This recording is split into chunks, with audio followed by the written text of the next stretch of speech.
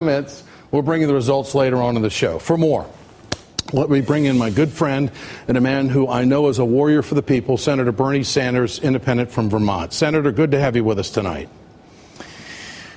We now see that the Republicans care about phone calls to their office. Senator, are Republicans not voting for a strike to make President Obama look bad? Well, I think that's certainly the motive of many of them. On the other hand, Ed, they are getting calls from their districts, which are saying that people are tired of war. They were lied to about Iraq. They were lied to about Afghanistan. We're there now 12 years.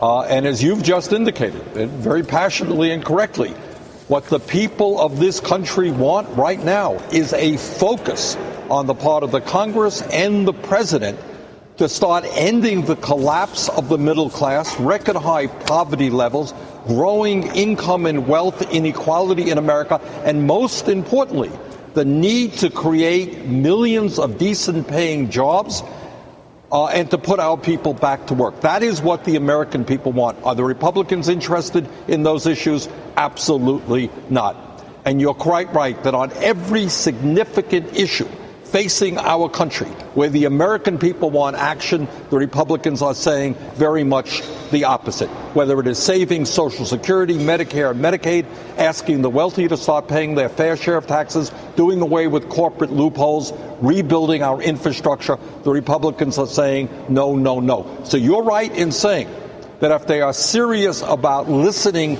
to the American people, they certainly have not been doing that in the past. Senator, what is the remedy to turn this around? What do you suggest? Right, What's the solution? All right, let me be very, very honest with you.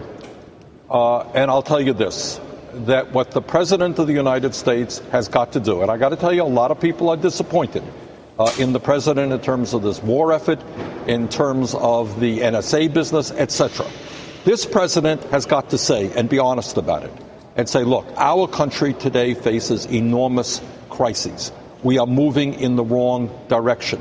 We used to be number one in terms of college graduates. Today we are number 16, et cetera, et cetera. And the reason that we are not moving forward is that we have right-wing extremists who are now controlling the House of Representatives, and this country is never going to go forward unless we end right-wing rule in the House. He has got to point a finger at them. He has got to work with us in coming forward with a progressive agenda. You have raised virtually all of the issues. Not to mention this is the 5th anniversary of the Wall Street disaster, the need to break up our large financial institutions, to have them invest in the real economy. The issues are out there, but what this president has got to understand, he cannot be sitting down with right-wing extremists and trying to talk about how we're going to cut Social Security, cut Medicare, not raise revenue as a result of corporate tax reform. He's got to say, like Franklin Delano Roosevelt did, that I stand with the working families of the United States, and if the billionaires hate me, so be it. He's got to draw the line in the sand, not on Syria, but on the class warfare that is going on in America. If he does that, he will wake up people who have given up in the political process.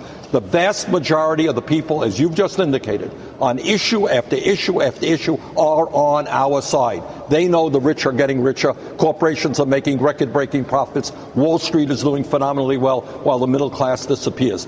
President has got to draw that line, stand with working families, support a progressive agenda. In that case, I think we can win and do some phenomenal things. Senator, I don't think anybody could have said it any better. And that's where the country is right now. So in the midst of all of this conversation about these righties out there saying that, well, they're listening to their constituents, and so that's why they can't give the president the vote on to strike, or the power to strike, or the legal approval, whatever you want to call it, to strike Syria, because they're listening to the people. I think they're hypocrites if they go home and they turn their back on a 70% approval rating to get a jobs package done.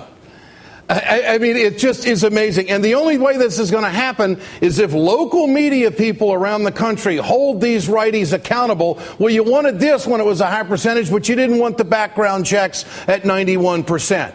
So they're playing to the corporate world. They're praying to the people who are lining their pockets to get them reelected. That's what they're doing. That is exactly what they are doing, and that's what Citizens United makes even worse. I mean, you know, Ed, sometimes commentators say that we are a very divided nation, and on some issues we are.